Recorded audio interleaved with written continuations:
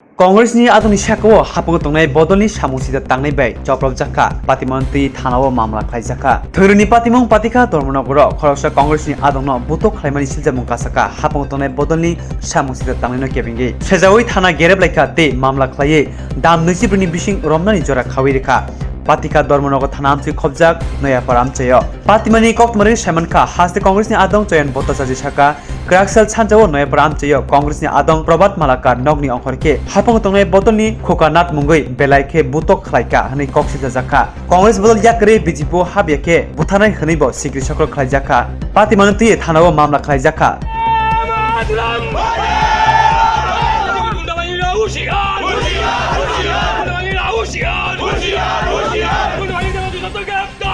সারা ত্রিপুরা রাজ্যের ন্যায় ধর্মনগরেও নেক্ষার জন্য ভূমিকা বিজেপি দল গ্রহণ করছে এবং কংগ্রেসের বাড়ি বাড়ি গিয়ে সেখানে হুমকি দিচ্ছে, টেলিফোনে হুমকি দিচ্ছে।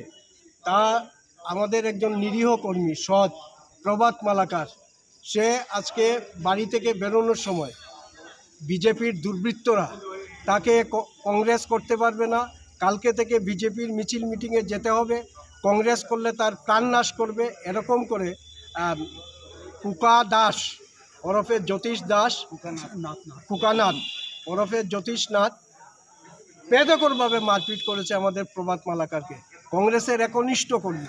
তার অপরাধ, সে ভারত জুড়ো আন্দোলনে সামনের সারিতে থেকে গোটা ধর্মনগরের পদযাত্রায় সে সামিল ছিল।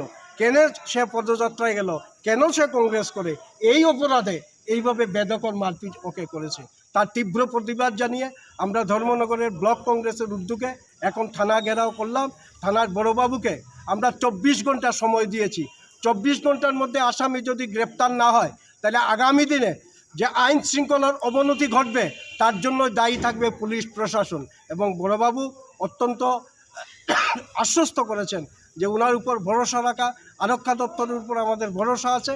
সেই সুবাদে আমরা বিশ্বাস করি 24 ঘন্টার মধ্যে আসামি গ্রেপ্তার হবে, নচেত 24 ঘন্টা বাদে ধর্মনগরের কংগ্রেস, লড়াকু কংগ্রেস কর্মীরা, নেতৃত্বরা আমরা ধর্মনগর সমস্ত অংশের গণতান্ত্রিক মানুষকে নিয়ে আমরা ঐক্যবদ্ধ আন্দোলন সেখানে সংগঠিত করব। আজকে যে এই ঘটনাটা সংঘটিত হয়েছে, মানে কোথায় হয়েছে? এটা নোয়াপাড়া স্কুলের পাশেই ওর বাড়িতে বেরোবার সময় তাকে আক্রমণ করে। কিন্তু আমরা ধর্মনগরের যে পরিবেশ, আমরা চাই শান্তিপূর্ণ থাক, কারণ আমরা দেখতে পাচ্ছি এই সরকারটা আসার পর থেকেই আমাদের রাজ্যের অবস্থা, ধর্মনগরও কিছু শান্তিপূর্ণ ছিল, ইদানিং আবার দেখা গেল যে গণতন্ত্রকে গলা টিপে হত্যা করা হচ্ছে। তারই প্রতিবাদে আজকে আমাদের এই পরিমল মালাকার উপরে আক্রমণের প্রতিবাদে, প্রভাত মালাকারের আক্রমণের প্রতিবাদে আমরা থানাতে এখন আমরা মেমোরেন্ডাম দিয়েছি যে অতি সত্বর তাকে গ্রেপ্তার করা হোক, নতুবা আমরা পরবর্তী সময় আমরা বৃহত্তর আন্দোলনে যেতে বাধ্য হব। কারণ আমরা চাই না গণতন্ত্রের ব্যবহার হোক। এই কথা বলে আমরা আলোচনা শেষ করছি।